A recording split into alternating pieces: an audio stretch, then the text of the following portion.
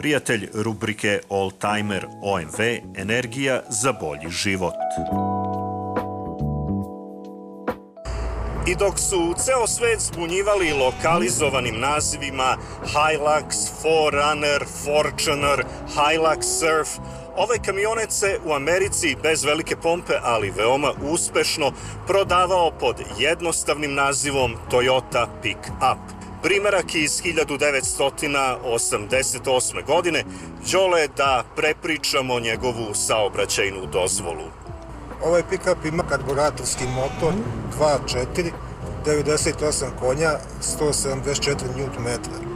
Da li smemo da pričamo o maksimalnoj brzini?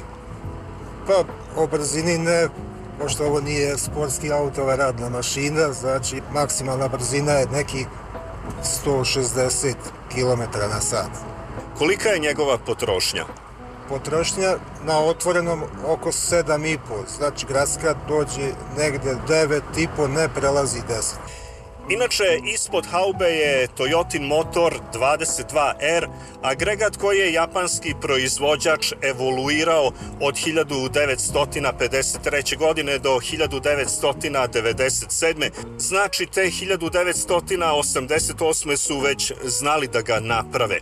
Kakav je stigao kod tebe i šta je bilo potrebno uraditi? Kod mene je stigao sa 120.000 milja, čuli su se malo ventili, ali sam ja odlučio da poručim kompletan set, znači za generalno, sa klipovima, karikama, ležajevima, ventilima, uljna pumpa, vodena pumpa, karburator, sve novo, tako da praktično motor je sada kao nov.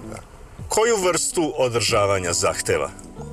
Održavanje nema nešto, karburatorski motor, znači svećice se menjaju svaki 60.000, lanac ako se istegli menja se po potrebi, ako se normalno vozi može preći 100.000 da se ne menja.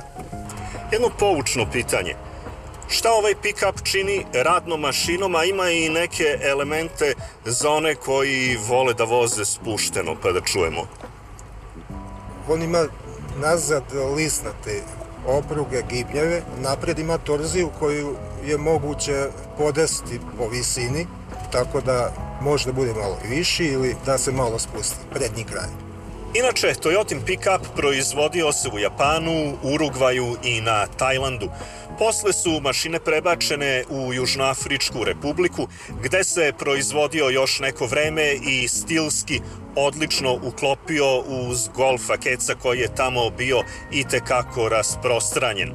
Definitivno vreme oldtimera iz 80-ih je stiglo, a tu dolazimo i do pitanja restauracije.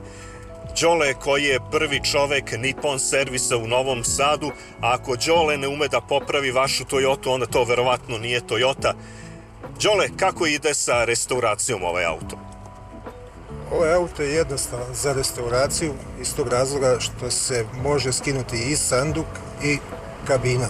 Tako da ostaje na šasi koju sam ja već ispeskario i uradio, ofarbo. Sanduk je urađen isto sa donje strane, sve komplet. Vešanje, amortizeri su urađeni, kočene, cevi, sve urađeno. Ostaje samo još da se spolja ofarba. A šta ćemo sa ovim nalepnicama koje i tekako prizivaju 80, iako su preživele 33 godine? Nalepnice su već poručene, tako da ima ih u prodaji i zamenit ćemo ih kad se bude ofarbao auto. I onda ćemo naravno automobil ponovo snimiti, ko zna možda već i u manje više novom 4K standardu.